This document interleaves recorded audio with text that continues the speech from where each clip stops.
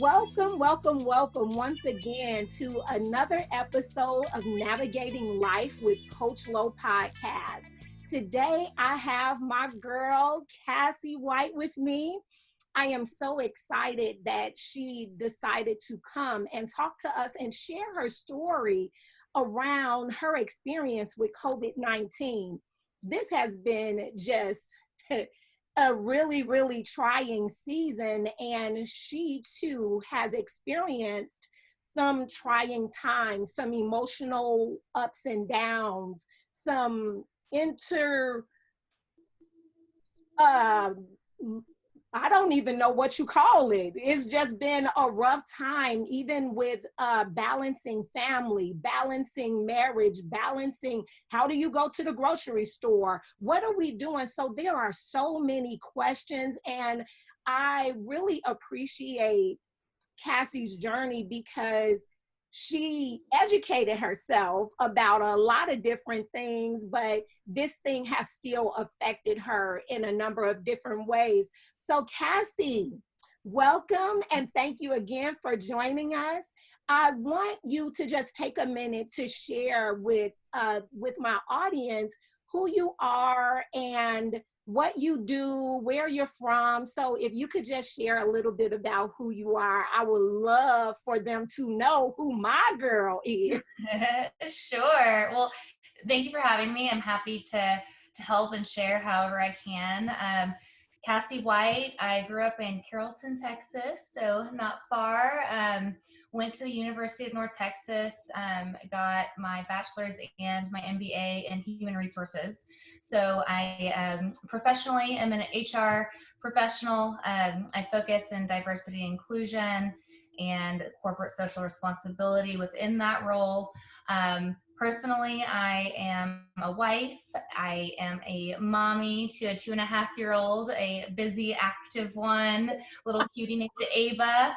And I'm a member of Converge Church, where we have lovely sisters such as yourself, with an awesome community of support, which totally ties into my story and getting through COVID and everything thereafter. So that's me.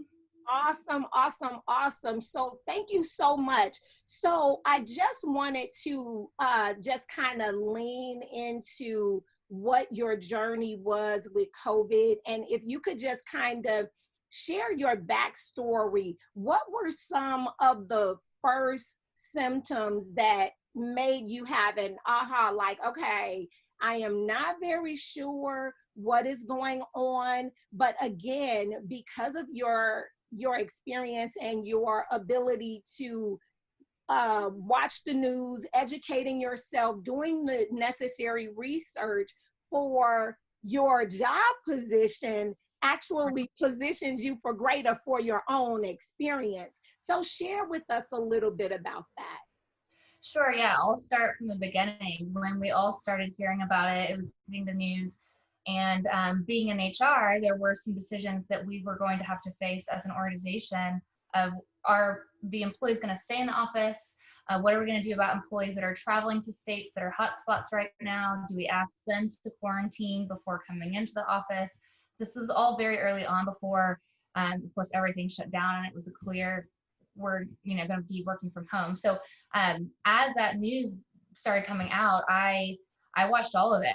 I wanted to know where it was, how it was spreading. I think we were all curious about it, but I felt a responsibility to be in the know so I knew how to make educated decisions on behalf of our employees. I felt that responsibility of their wellness, whether it was our office or their family members. So my husband might say I got a little obsessive about the news and the articles and all the things. But the reason I did that is because I felt like I needed to be educated to make those choices and decisions. So early on, I was well aware of it. So we were in a fortunate position in our business to where we could work from home fairly easily.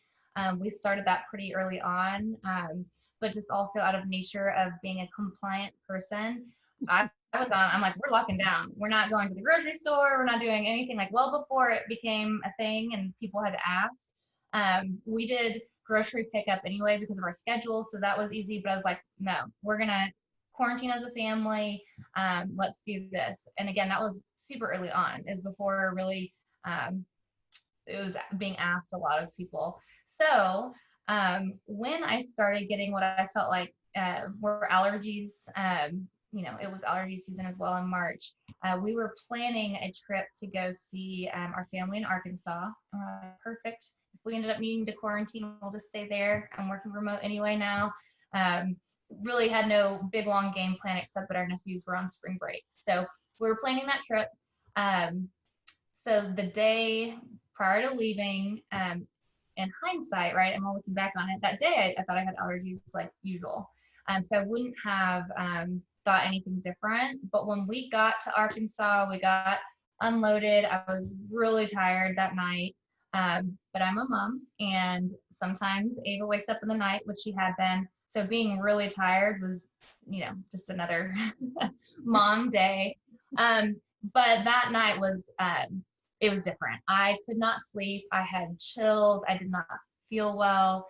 It was storming there. So Ava was waking up. So I just felt a wave of exhaustion that, again, shouldn't have been that uncommon as a mom, but I felt sick. I didn't feel good. And because of it being in the middle of all the news stories and knowing, I just didn't want to risk it. So that next morning I was like, Brian, we got to go home. And he was like, we just packed, unloaded the car, got her pack and play set up like one night. And that very morning I was like, something's not right. I don't feel well. And he thought I might have been, overthinking it because I was so ingrained in the news and all that's going on. I'm not typically that big of a worrier like that though.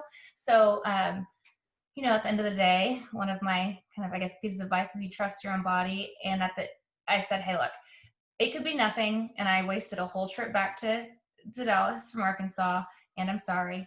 Or I could be sick and I could get everyone in your family, as his family we're going to visit, our 2 nephews, brother and sister-in-law, his parents who we're going to see the next day. His mom works with elderly people, like everything about it. Worst case scenario is not worth the risk to me. So we got to get home just in case. And good thing I did, right? So we get back. I isolate that first day we're back just to be careful. Of course, don't want to get him sick, don't want to get Ava sick.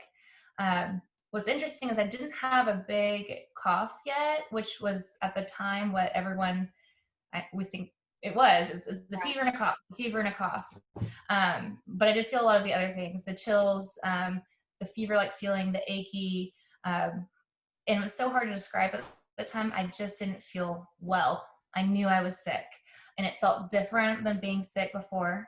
Having a toddler, she's given us all the colds, the flu, the virus. She's at daycare, right? So we've had rounds of things. This just felt different, and so the next day following that, my lungs, it was such a distinct burning. I felt my whole lung, like both of them in my back, in my body. I describe it as like, you don't really feel your lungs. It's kind of like your other organs and things. You know they're there, but you don't really ever are very aware and feel them. Right. And someone described it so well, of having the burning of Vicks vapor rub completely all inside your lungs. And I was like, that is probably the best description I've heard, because it's so hard to explain. And I've talked to other people that have had it, and they're like, how do you explain? It's just so distinct. And I was like, that was a good way of describing where I'm like, okay, this isn't normal. Cassie, hold on. Yeah. So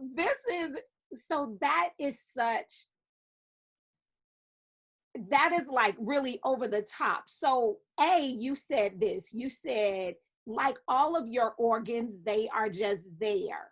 But for you to actually feel them, not only feel them, but it feels like vapor rub on your lungs. That all inside burning sensation is overwhelming. On the inside, I could barely use vapor rub on my chest on the outside when I am not feeling well. So to have that kind of burning inside of your body, That was really overwhelming. So what was going through your mind? Like, okay, this is crazy. What is going on in my body? Yeah, that it was, I'm like, this is it. This is what they've been talking about. I have no clue how I got it. I was being all safe. I was doing all the things. I have no clue how, and I didn't have time to really worry about it. I was like, this is it. I have it. Like, we're for sure staying away from each other. We're for sure isolating. Again, my husband being like, are you sure? How do we know? Right. So, and I didn't know. I was just sleeping because I was completely exhausted. I didn't feel good. Just like if you have the flu or something, you can just knock out. Right. But the breathing and that burning, because I had heard a couple of stories, news stories and articles of people who have had like pneumonia that have caused some really severe damage in their lungs. That's when it hit me of like, I don't need to ride this thing out. Otherwise I'm young and healthy. Otherwise I felt like I could power through. I've birthed a baby. Like, you know, I'm pretty strong with medical stuff. I have been known to wait a little too long with medical stuff and just riding out pain or whatever. But with this one, I was like, this is different. We don't know a lot about it. It scares me to think I might be sitting here, you know, ignorantly just like, okay, I'm going to push through. And then my lungs are full of, you know, something or have pneumonia. So it was about day 5 where I was like, I'm going to go to the ER. I'm going to see, just make sure, get a scan, make sure I don't have pneumonia. And I'm not sitting here like so close to being severe. And really that was it. Otherwise I felt like I could have just powered through and kept sleeping it off. I mean, it's horrible. I was sick, but if it weren't for that, I guess knowledge of knowing that the pneumonia and the permanent lung damage was an option, that was what got me wanting to like have someone professional look at it. So I went to the ER right down the street by us, and they already had their COVID protocol at the door and everything. Before even really getting into conversation, he gave me a clinical diagnosis of having COVID. It was kind of clear to him based on some of the things. But he agreed and wanted to get a scan of my lungs. Okay. They checked out fine. I did not have pneumonia. And I was like, that is great news, but also shocking that they can feel like this and it not be something. So there's just like this invisible, at least on the screen, this invisible virus that my body's fighting, but my lungs weren't. They were restricted. I didn't have as much oxygen. I had labored breathing, but certainly not severe and not to where they needed to treat pneumonia. So to me, that was good news. Bad news is, but I kind of already knew it, right? I could feel just the difference is that he did diagnose me with COVID. The interesting thing at that time though, is it was mid March. And so our area did not have tests yet, a lot of tests. Mm-hmm. So he did not want to give me a test because in his mind, the treatment was the same. Unless it got worse, go home, rest, isolate. And if he had somebody way more severe, they had so few tests, even in our Metroplex, they were trying to ideally save them in case they needed to have somebody more severe get on treatment. So I have to get in here right here. Yeah. Yep. What did it feel like being a patient? You're going into the doctor and mm-hmm. you are having these symptoms, your lungs seem to be on fire, and the doctor is saying you do have COVID, but we will not test you. Just go home, isolate, and do what you've been doing. That almost sounds like a death sentence to me. Like, how did that feel to say that, yeah, your case is not good enough, so we're going to save these for someone else? How can you really know? How can you be so sure? Yeah. Right. So I think a couple of things. One is because with Ava, she has gone through these viruses and things. I have been told that before with her of hey, it's the flu. We're a couple days past it. You can either give her this or ride it out, or we're not sure what kind of virus this is. She's just sick, go home. And I'm like, no, she's 101 or 2 fever. I can't. And I'm a new mom. So like, I had, I guess, already been through the shock of like, that's it. I'm just gonna go home with my sick baby, and you're thinking, fix her, fix her. So I get maybe that prepped me for it, but also at the time, this might just be personality, but I was like, oh yes, like no, save them for someone else. Like I did feel like I could. I was relieved that at least from a scan, my lungs seem to be fine. And if you're telling me unless it gets worse, I'm gonna be all right, then I'll go fight this thing. I'm gonna take all my supplements of, you know, vitamin C. I'm gonna have my essential oils diffusing. Like I'll do what I need to do. I'll hydrate, rest. I'll do all the things. And especially because it was so early on. Like if that meant, say, an older person or somebody who had an underlying condition, it would like open up access to a certain kind of treatment because it's like, yes, confirmed, this person has COVID. We're gonna go this route. And he did say because I was otherwise young and healthy, that was the only real reason. I don't know. I was okay with it. I just was. And I understand completely that there would be so many people who would be like, no. And he would have, if I had pushed, I think he would have tested me, or I could have found one somewhere in the area, waited in the lines and whatever. But it was like before even that before there were even places where you could go drive by and wait in lines. This was early on. So, right. And would the tests have been accurate? I don't know, all the things where he said it's not going to change the treatment. So I would like to not. And so I was fine with that. In hindsight, I probably should have, because we ended up having to find tests, and I'll talk about that in a minute, with being able to donate plasma, stuff like that. It became an issue. But at that time, I was like, thank goodness I'm clear. I just need to get home and get back in bed. Like I'd already been there like 45. I know it sounds wild because I'm well now, but I had already been through that process and I felt like absolute crap. So I'm like, I just need to get home and get back in bed then, if this is what it is.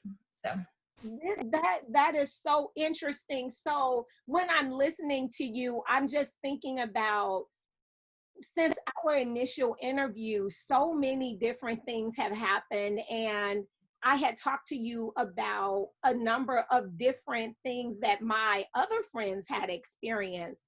And I told you about the one who, she only quarantined, but she still cannot. This is like, I don't know, maybe month 7, month 6.5 or something like that. She still cannot taste nor smell. And there are some other issues that she's having. And she is still like questioning, okay, so what are the long-term effects of encountering this thing, right? Then there is the girlfriend who had the double pneumonia. And then there's the other girlfriend who she had pneumonia, but I believe that it was only in one of her lungs, but she was still hospitalized. Then there is my girlfriend whose father just passed away from it.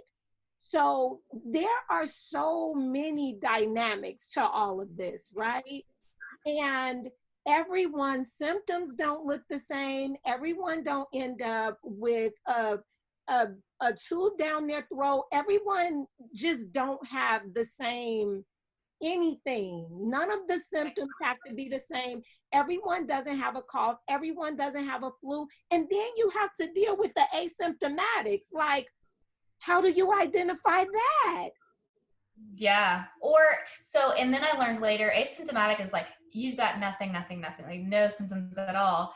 So after all this is said and done, my husband was like, you know, almost every day in that first week, I took a nap when Ava took a nap. Like he was run down and exhausted.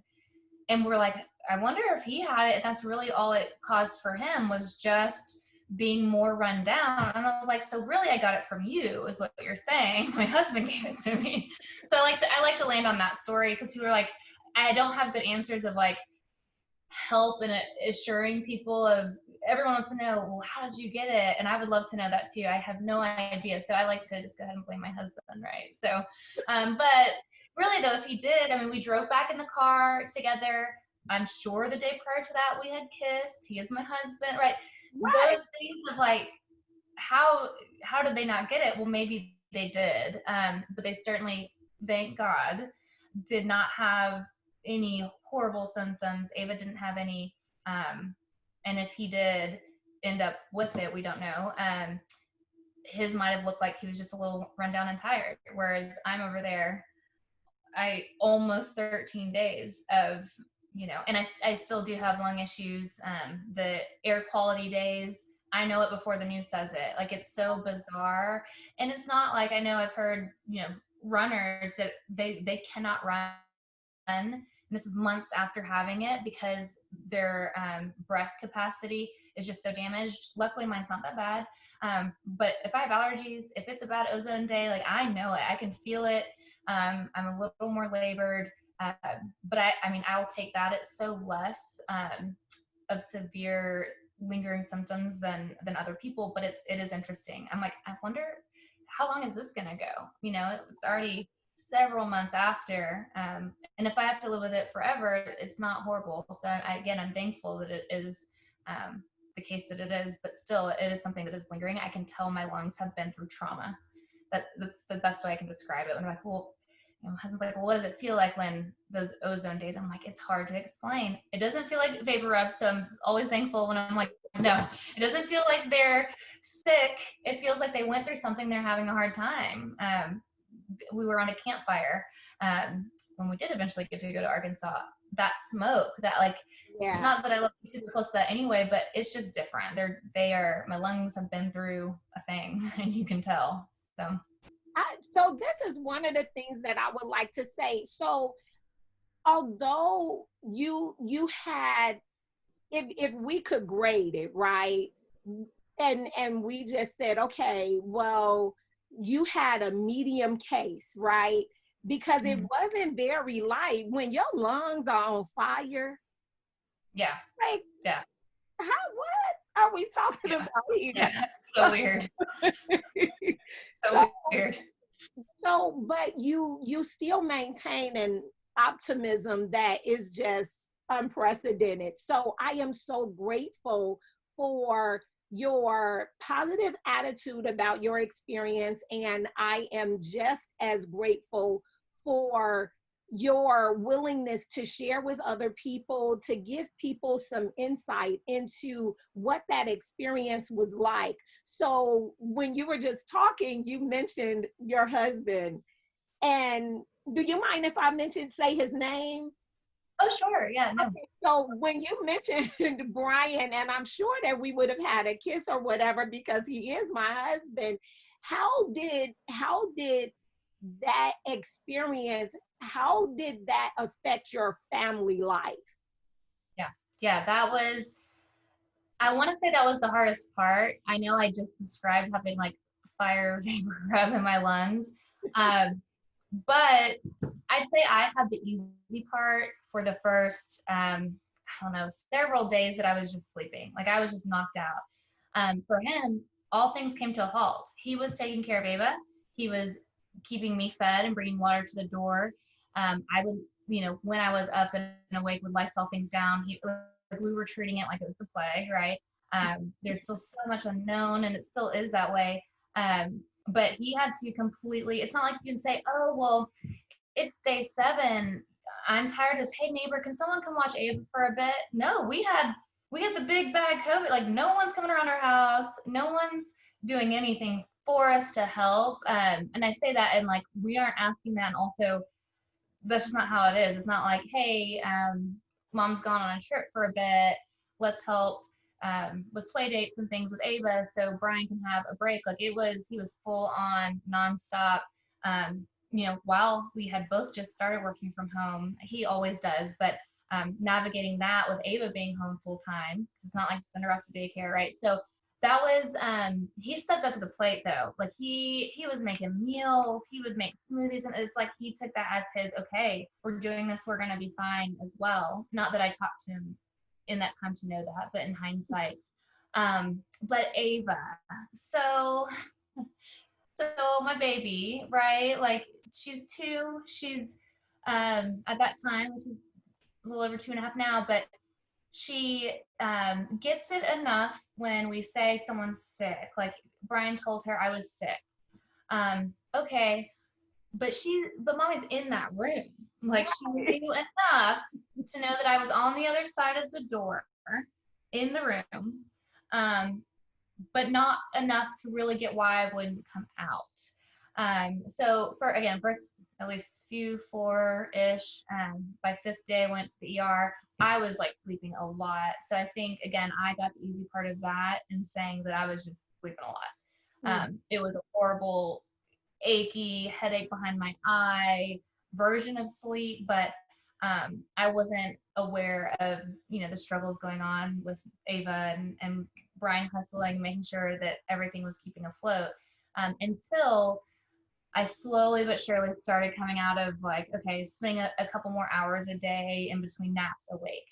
And then, it's just such a slow, it came on kind of slow. If I backtrack, really, when I felt like I had allergies, it goes away so slow. Like, the day I'm like, oh, I'm symptom free, I can start my countdown to end isolation. Then the next day I was like, oh no, this is even better. Yesterday wasn't symptom free. Now it is, because the relief from any kind of pain felt so much better. Yeah. That it wasn't even like I was really out of the pain. It was just better than the day before. So when I started really, when it passed that week mark, and Ava was like, I mean, she was over it, right? She was knocking on my door. I had videos on social media, like on my story, of her being like, Mommy, it's Ava. Open the door, her sweet little baby voice. And then I would talk back to her being like, oh, baby, I love you, I can't. And then she would lose it. I'm like, oh, I guess that's not the route. I shouldn't say anything. Because then she's like bawling on the other side. And then I'm bawling on the other side of this door, right? So then I was like, okay, well, tomorrow I won't say anything. Or when she comes back, right? So Brian would try to shuffle her upstairs where she wasn't, at the bedroom door. They got creative, and he would come around, and I do have pictures of this on social media. He would have a little play water table or things out side in the backyard where I could open the blinds and the windows, and I could watch her play, and she could kind of see me closer than we have been, but still with the windows shut. So we had to try to get creative with seeing mommy time, because that was certainly the longest we would have ever been not being together. So that was hard on her and me. It got where we were over it at a point where, and I read about it, so I was like, is this going to damage her? Like, is she going to think that I'm, why isn't mommy wanting me? And I read an article that I don't think in hindsight was helpful for my, I guess, emotional strength at the time, but it explained what was happening, where they can feel sort of like a, not abandonment because I was there, but a rejection. So if you think of animals in the wild, right, like your bear cub, your baby cub, your whatever is like with you. Well, if I'm rejecting you now, like, I'm here, I'm choosing that, it can be confusing. And she started to show signs of like not wanting to FaceTime. She would, or when I did, she would like act mad, like kind of like look away and like pout. And I'm like, she's mad at me, why? And that's when I started like researching it.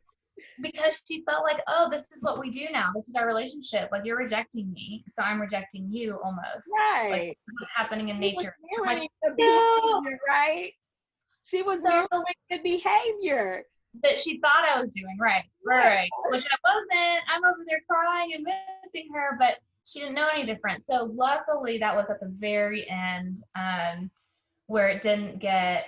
And I was like, oh, we might have to work back into our bond. Like, all these things that I'm thinking and worrying about did not happen at all. Like, it was such a rejoicing, joyful moment of like getting to snuggle her again. I was still careful. I wore a mask for a while after, when I was super close, just because I was worried.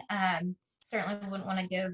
I was like, hey, I felt what it felt like. I don't want her to ever have to go through that. I don't know that she would survive it. And I also don't want her to have to go through that. That's horrible. Even if she does make it out, I don't want her to have to. So I was careful with the mask and stuff, but I'm here to say it was fine. Like, it was a beautiful reunion. We picked right back up. I missed her so much. So I just cherished her even that much more.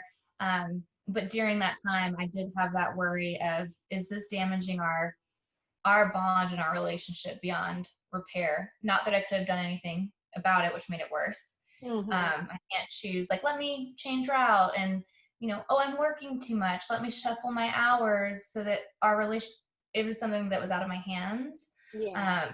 So that was tough. That was a really, that was pushing my patience on the whole, this being a long sickness thing. So. Yeah, I could only imagine. So you had earlier you mentioned that both you and Brian were working from home at the time.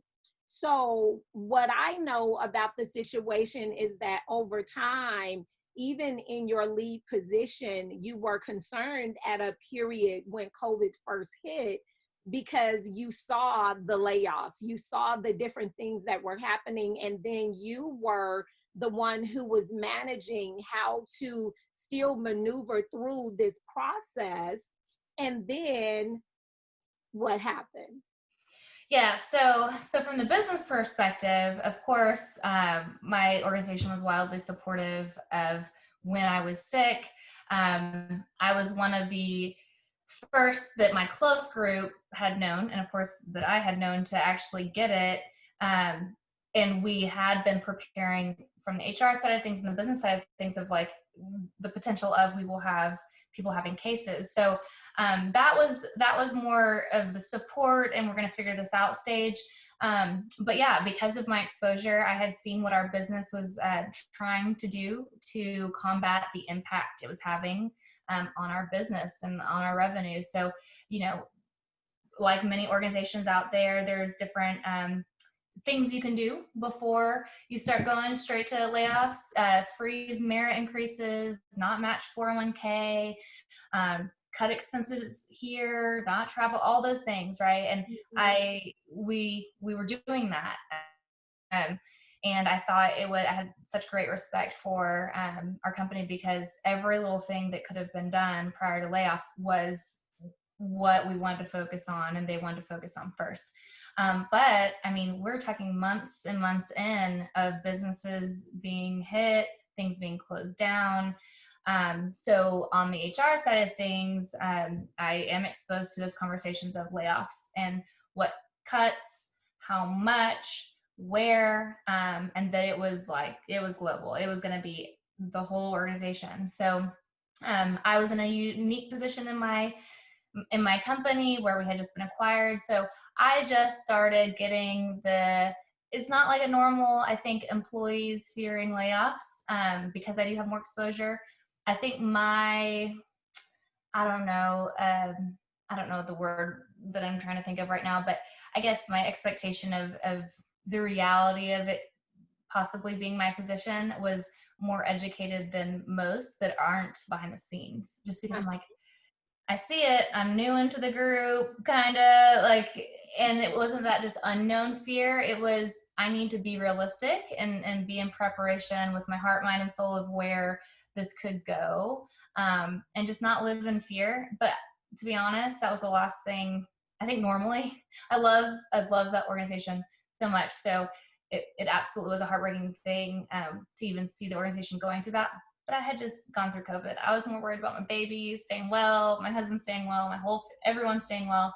But it did get to a point where I was informed that as part of the position eliminations, my role was one of them. So I knew my role was one that was going away, while also informing other people that theirs were as well. So it was kind of a hit after a hit after a hit, just as far as our family trying to, shuffle, right? Work from home, figure it out. We got a toddler home now. How on earth do you work from home with a toddler? It was just like wham, bam, over and over and over. So I will say though, for the purposes of what all this time has taught a lot of people, I think everyone is saying, yes, it's horrible. What I've learned in this time is, right, people are getting more family time and prioritizing, really what's important in life, things like that. The break I have had of the slowdown to figure out post the first half of this year is a godsend because it was just coming at us so fast, everything. So it kind of has forced a slow down, be appreciative of comma, and, right? And maybe that's just how I live, and I try to see the light. But also it really I mean, I don't know how we would have kept surviving with the hustle and the grind of both of us. And Brian's business picked up in a crazy busy way. The school that Ava was at stayed closed, and then when it did open was for essential workers. Neither one of us are really an essential worker. So I don't know what we would have done otherwise, to be honest, except keeping on struggling and grinding and maybe shuffling too much. So I've chosen to look at it that way anyway, that it's been a really blessed time to get things sorted, slow down, figure it out, spend time together, a lot more time than we normally would, especially in this season being summer. Brian travels. So family time is on point right now. I love it. Making up for that lost time with Ava for sure. But I will be getting back into the job market now that we've got some things shuffled and figured out. But if there's any words of encouragement, like even if a job is lost, like it will be okay. Finances might get tough, but are we healthy? Are we well? Are we right? All the other things that really start to overshadow what otherwise sounds like horrible things. I know outside listening in might be like, oh, that's awful. Our spirits are still good. Like we've got each other, and we're getting more time than ever. And there's some very good silver linings and positive things coming out of this. And that's what I can appreciate, is that there is so much positivity. You are looking at the good that came out of it, because at the onset of all of this, things were rolling and moving. It's 2020. It's the year of clarity and 2020 vision. I mean, and everybody is talking about how amazing this year is going to be. It's still amazing. It's just really different. Because very different, yeah. Here's the thing, a lot of us are still here. A lot of us are still here, and sometimes it's not about what you've lost, but what you've retained, what's still there, what's still present, what God is still doing, what is still available to you, right? And not so much always on, okay, I've lost the job, I don't have this, the finances are tight. The finances are tight, but you're still able to eat. You still have a roof over your head. There is provision being made in the day-to-day, and although I'm not minimizing or trying to make it seem like everyone is having the same experience, because I recognize that that is not the case. But I just do want to point out that sometimes it is better for us to be grateful for what we still have, rather than what we have lost, and that we are still maintaining life, Mm-hmm. So I'm just I'm really grateful for that.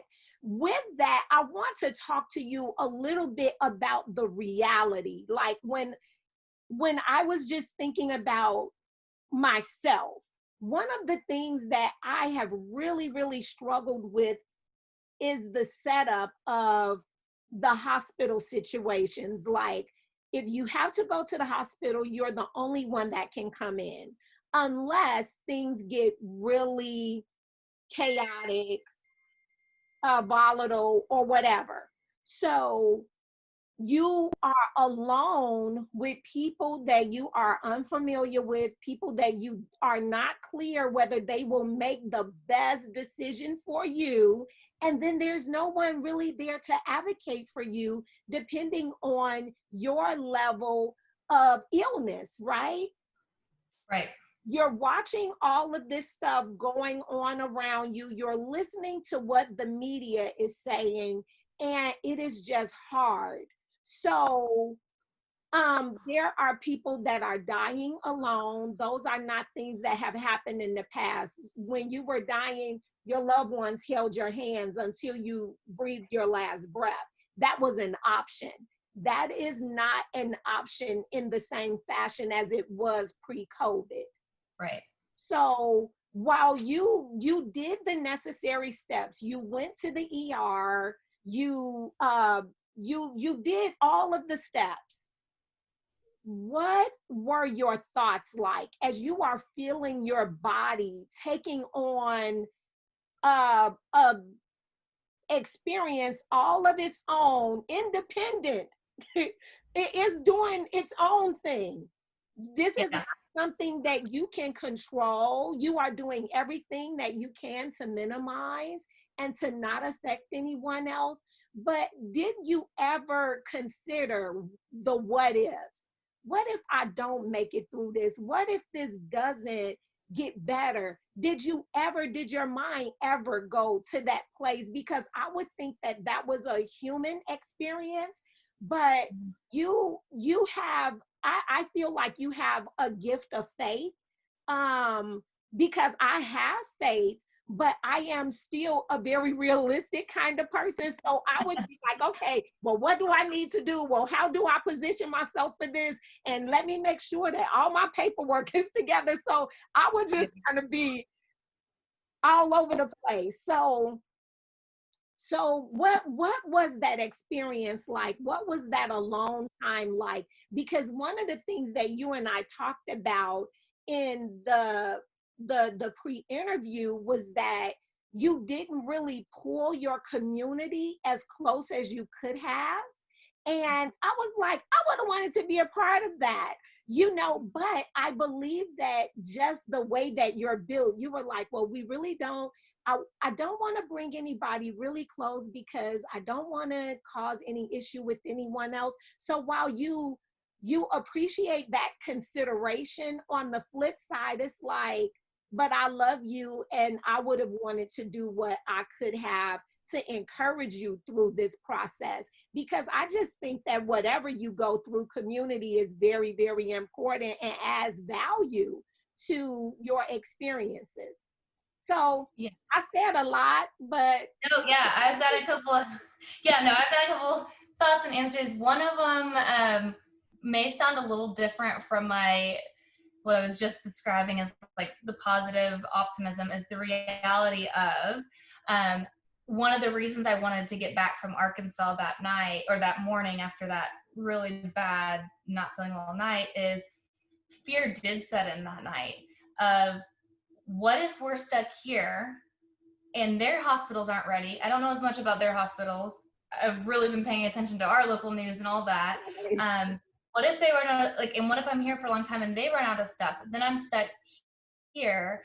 And Brian, what is he going to do? Just live here with Ava, or is he supposed to go back? And we hadn't, again, it was so early on, really gone through the whole, oh my gosh, people are actually dying without their families. They just get a phone call and they hadn't seen them in a couple of weeks and then they're just gone. Right. That, we hadn't had a lot of experience of that yet, but I knew they wouldn't be able to be in there. And I knew hospitals were running out of, maybe not beds, but staff to, what's the matter if there's a bed open if there's not staff for it? Let's call it capacity, right? If they're out of capacity to treat me, that's not good. So that was one of my fears that set in of let's get home, at least get home. Yeah. Okay, we're home. That very much was I think it was a fear because it was also an unknown. It was, again, still early on. I don't know that the fear would be any better now because we do know that that's what happens. I have heard stories of people that they didn't see their family member a couple weeks because they weren't allowed to, and then they passed. Right. And so the last time they had seen them was weeks ago and they still can't go and see them, right? It's just going to be a phone call or whatever. So that part was a very real, just as far as the hospitalization of being in there alone. That was, I'll leave it to you for the words of encouragement on that. That was a very scary, because it is so new. It was very scary at the time too, that no one knew anything. I'm I'm going to go literally to get my lungs checked for pneumonia because that's the one thing they do know.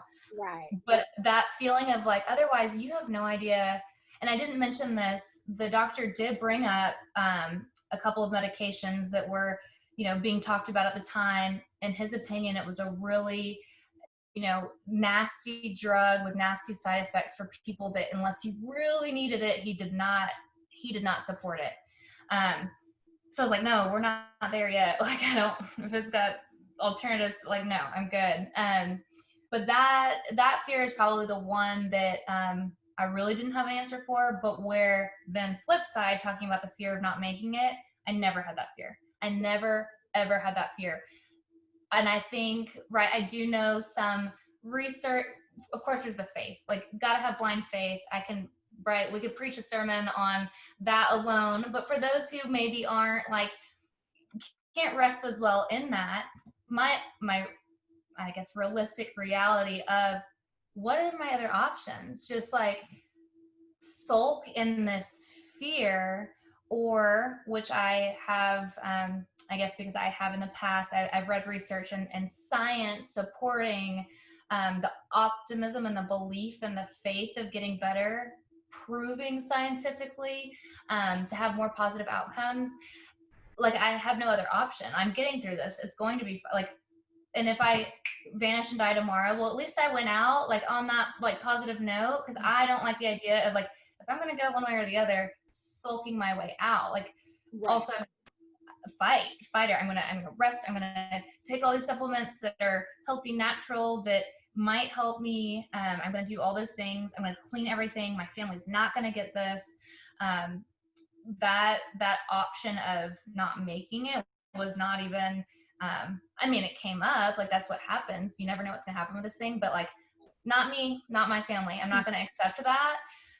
But that doesn't mean I couldn't be hospitalized or those other realistic things that did become true concerns of mine. And when I hear, the concern of hospitals and capacity, that is a conversation that I'm like, no, that's real. Like, right, maybe we have more beds, but do we have the staff, and are they well, and do we have the ventilators? I don't want to have to be sharing ventilators and picking, right? Like, let's just not get there. So I do have the reality of, and opinions on that part of it of, for the severe cases, right? We've got to have the care for it.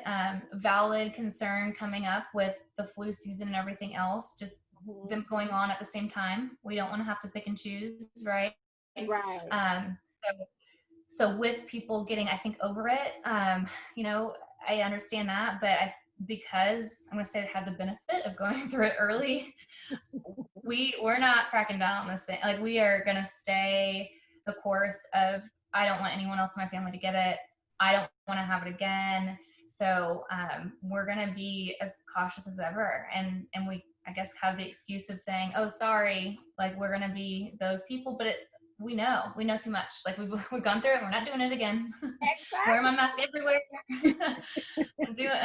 And all the things. I'm going to still do my grocery pickup. I'm going to still wash them all. Like, it's still here, everyone. So again, not to live in fear, but for those who have written it off completely and are just, over the life change, let's just make some temporary adjustments. It doesn't have to be a horrible life. It just is going to be an adjusted one for a bit. And then hopefully in some time, we will get back to somewhat more normal things. So some level of norm, right? So yeah. So I like that. So what if they're, for the listener who is questioning, okay, well, what can I do to really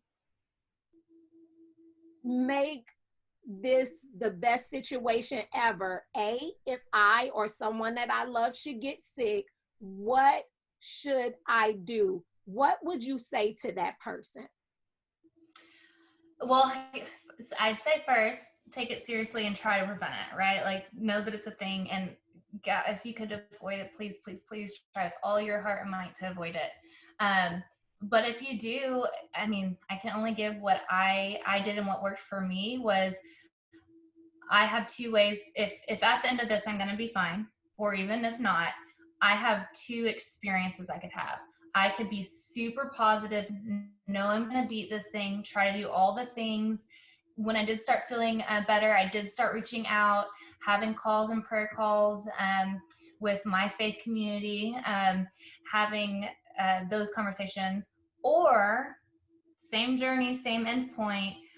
I can have a miserable, fearful, consumed time, and I'm not coming out of this refreshed and ready to see my family. I'm coming out of this in turmoil and whatever. So I guess my advice is like, that journey is you're going through it one way or the other. You do get to decide, not maybe some of the things that happen to you, but how you go through them. And looking back, it was just something that happened that I got through. It wasn't what I know it could have been had I stayed in that fear. From night one, if I had gone through all those days like I did night one, like, I don't think my health, mental, emotional, and physical, would have been able to fight it, because I was so consumed that first night in fear. So you can choose to just, why not choose to try to be optimistic and know that you're going to get through it. It will end. And it will be better. Okay, so what about this? So to the person who may have what they are deemed as real symptoms, what would you say to that person? Like, what were if you could just lay out maybe 5 steps that you took? I mean, because I just want to sum it up. I want them to just kind of have an idea of, if I started having symptoms, what is the first thing that I should do? I know that yours was isolate. So yeah, first, listen to your body. If it feels a little funny, only because right now, I would not say take everything so serious normally. That's not normally how I am with medical stuff, but just because we happen to be in a pandemic that's killing hundreds of thousands of people, just for now, if you're feeling something a little different, listen to your body. Me doing that early on, I do believe helped spare potential spread, or because I took that, okay, in hindsight, of course, I wish I didn't go to Arkansas at all. I wouldn't have known. It felt like hardly anything, allergies, whatever. But if you are feeling under the weather, now's the time, if you're not normally, to take that stuff seriously. Again, not to be a hypochondriac later on, but we're in a pandemic right now. So take that seriously. And yeah, night one, I isolated. Brian came back in the next morning to check on me with Ava. They got in the bed, and the second morning I was like, I don't think she should be in here right now. I could just tell, and he's like, oh, we're still doing this thing. He thought maybe I rested it off. And so he got her out of there. What do you mean? Yeah, no, he really was taken back by that. And I was like, she doesn't, and I didn't know yet. That was still first real day sick, but just in case. And I'm so glad, right? Listen to it, take it as serious. That's what they're saying on the news to do right now. So I was like, no, isolate means I need to be, let's just see if this is it or not.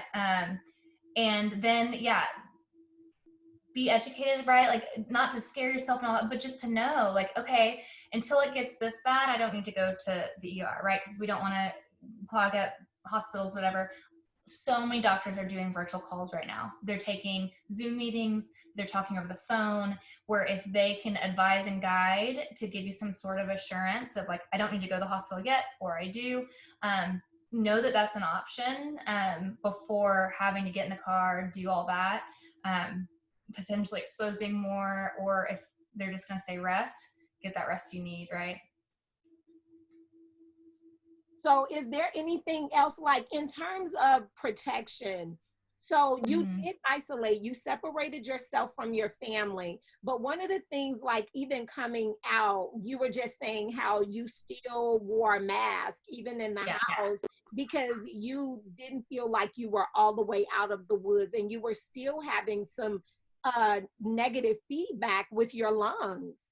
So that you knew that wasn't quite what, it wasn't back to normal, right? So you decided to continue to protect yourself. And so at what point did you call the doctors? Did you do a Zoom call or a teleconference with someone, with a doctor, to help you to understand that it was now safe for you to come out of isolation? How did that work? Yeah, so when I went to the kind of COVID treatment, which there isn't one, was this packet of information, right? If this happens, this is when you come back. do these things, rest, hydrate, right? All the things. But the protocol on it was after I'm symptom free, 72 hours after that, I stay in isolation for 72 hours after being symptom free. Then I can then reintroduce and be around people again, which again was so tricky because I'm like, oh, I'm symptom free today. And the next day it comes like, oh, I don't think I should count yesterday. I just felt better. I just felt so much better. And then, but it just, that kept going. So that's why I was like, and then if I really were going to say crystal clear symptom free, I still have stuff in my lungs, right? So, or that feeling of, is today a bad ozone day or not? So that's where that unknown was just, I'm going to be safer than sorry. The first time I did get allergies again, that I was like, oh no, I thought I was getting it again. I'm like, no, how do I? It was just, and it was different. It wasn't the whole burning lung thing. It is, and it still is, like lately, it is a different feeling. But that first time it came back, I was like, no. And so I was like, isolate, let's not be around each other. But, you know, just being mindful, right? I'm very, very trying not to have exposure. We're super kind of strict around who and what friends still, and we all need to be still here. But when I was feeling that in my chest and stuff, I wasn't too close to Brian or Ava. I wasn't, you know, kissing on her and stuff. So it's not ideal. I don't want to live that way forever. But if it means, you know, just while I'm feeling like this, to not do that, to potentially save their lives, I'll spare my kisses for when I don't have my lungs feeling funny. So yeah, it's just being, I know we got to treat it so seriously right now, but without the fear, right? I do both. I'm not living that fear and positive, but I'm super serious about how to try to prevent spread and hopefully not get it again or anybody else around me if I were to be a carrier. Yeah, I think that in this season, we need to be hyper vigilant about how we're approaching this thing. For people to be as lax as they have become, Right.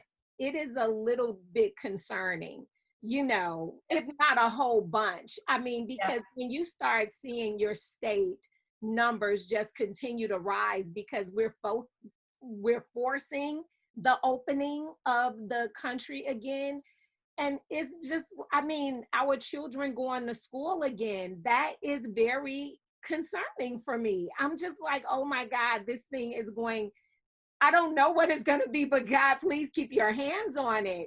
Because I mean, when you start thinking about children already it's a cesspool for germs when you start putting, you know, kids together. But now we have to factor in the flu. We have to factor in COVID. We have all of these different things to be concerned about, and science still does not have enough information to really give us a solid foundation about where do we go from here. So it's interesting to me because there are talks around a vaccine. How do you vaccinate something that you don't even really understand how this thing is affecting the people? So that's very interesting to me. So, you know, the beta testing and all of this stuff, I'm like, who are they going to be? Who are these people going to be? Right. Really? Because it wouldn't. Not me, I'll sit back. I'm sorry? I said, not me, I'll sit back. But, you know, my dad gave me really good advice. I don't know. He says he doesn't give advice, he gives opinions. But it was a good point of, we can't let other decision makers of any kind make choices for us, right? So like, you can open your restaurants, you won't find me in one. You know, I'm not going to sit there. Like I'm going to call it the benefit of the knowledge of what I have already been through. I'm not doing that again. So open up, fine. But like, I still have to be responsible for myself, my family, our health, and my decisions. So we all need to, just because they haven't figured out how they're going to mandate masks and whatever, we can be smart individuals on our own. We can have our own intuition and listen to it. And we can manage our own selves, our own grown selves. And so, again, to each their own with how comfortable they are. But just because it's open, let's use our own, right, common sense, knowledge, education, and not just rely, oh, well, then it must be safe. It's open, so it's safe. let's just not use that right now because it's unknown. And so that's kind of how I've been operating too. You can open what you want. You will not find me in a gym. You will not, like, to those who are going, whatever, but like outside workouts. Our neighborhood started doing boot camp. We're all spread out and we're outdoor, right? Can we just make little adjustments right now, no matter what anybody says? Eat outdoors at those restaurants, right? Like just some adjustments. Again, not forever. But the longer we drag this out, like, Yeah. I totally agree with you. Cassie, I just want to say thank you so much for joining me today and sharing your experience, you know, from start to finish, just sharing your knowledge of what to do now and what to do next. And being transparent about your personal, how this thing really affected your life as a whole. It affected you in a number of different ways. And so I just want to say thank you because you gave some light to the reality of this thing and its different effects on everyone. So we are not in this pandemic alone. This pandemic has touched everyone. When I'm thinking about this, I want to ask you this one last question in terms of information, because what I know is that there are some media outlets, and I do want to speak in particular to social media and the things that people are saying, and even sometimes the way that the news media is sensationalizing this thing. And sometimes people want to make it just this blanket statements, and you just cannot under these circumstances. Governmental officials are making different decisions for each state according to what is happening in those particular states. So there are different mandates everywhere. And so no two households are the same. Everyone has not been affected the same. And so what do you say to the person who is just like, they're living in fear because of the inundation of all of this information coming from this source and this source, and a lot of this stuff, it's half truth, and then there's a little extra drama sprinkled on top of it. Where would you, if you had maybe 3 resources that you could send people to validate information that is out there, to get as much of factual information as possible, what would you say? oh man, I don't have a good answer for that because my answer is I just watch the local and national news. I've got a couple apps that update me. But I say that because they don't know. Like that's the point, is there isn't a source of knowledge. And when, you know, call it whoever says one thing tomorrow or yesterday, today it's something different, they may not have been lying yesterday. Yesterday may have been what science told them yesterday, and then they found out something new. So I think that's a difficult reality, and it is a reality right now of like, there is not a lot, there's more known now, but it's going to keep changing, it's going to keep shifting. So the things we do know, hang on to that, which is we don't have a vaccine yet, it's spreading in our community. Well, there are some things we can do to reduce that. Let's do those things. Period. Like, period. Is if it's not essential to do, like, there are some things that need to like go to work and different things, right? It's going to have exposure, but make our own decisions. And I know that's not, I wish I had here's 3 links I have found to be super accurate. I don't have that. There might be some out there. But I think it's because early on, every day, I was like, they don't even know. And it's not necessarily their fault. It's just changing so much because science and research and that happens, that I'm going to have to just step back and realize that is my truth right now, is there's a lot they don't know. Yeah. Like that. I know that a lot of people can't rest in that, and we shouldn't stay there. It shouldn't be like, well, we don't know. That's the end of the story. No, like hopefully they're going to keep getting closer to finding out. But until then, I got to think about me and my family and what we're going to do that looks pretty different. We're doing a nanny share with a friend. So fortunate that we've been able to coordinate that, find someone that we can afford, all of that, because we're not putting Ava back in school. Our choice. We're just not. That's fine. They're open. That doesn't mean they're safe. I'm not saying they're not safe. I don't know. So I'm just going to do what I feel most comfortable with. And especially having gone through it, it's going to be on the air of super caution right now. I'm not saying she's never going to school again. That's not what I said. But this season, I don't even want to do flu season again with a toddler. So like for me, I'm going to just try to do none of it this year if I can. Like, let's just stay well. That's good. So yeah, I wish I had a quick link or something, but my truth has been that it keeps changing, and I just got to kind of ride that and do what's best for us based on what I do know, which is try to prevent spread and cover our breath, right? Yeah. So basics. Right. So I have found that, you know, even with the changing information, I don't necessarily care for a lot of the things that are popping up on social media, because so much of it is opinions. I like to really talk to people who have actually experienced this thing, because those experiences make a lot more sense to me than does some of the things that I am seeing. And like I said, what I have seen is a sprinkle. I see partly the truth, and then I see some sprinkle of opinions, and this is how I feel, and this is what I think. Right. And you know, even around the CDC and the World Health Organization, I think that those are really good places to go and see what is being said. And as much as possible, try to stick to the organizations that are as close to what we might deem as factual today as possible, right? To your point. Medical. Yeah. Yes. So, so I am just, again, so grateful for your support of the podcast and your willingness to come and share with my audience.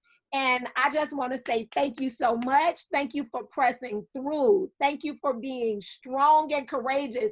Thank you for educating yourself so that you could save your family. What if you didn't know to say, hey, I don't think that it's a good idea for you guys to be in here with me? That could have cost you guys moving forward. So I just want to say thank you so much for coming on, Cassie. It is always a delight to just spend time with you and to converse with you. That is all. Thank you. I'm so happy. Happy to anytime. Love chatting with you. Maybe sometime it'll be something a little more positive, but I'm happy. I hope, however it can, that my story helps somebody. So I love it. Thank you, sweetie. Take care. Okay, bye. Bye-bye.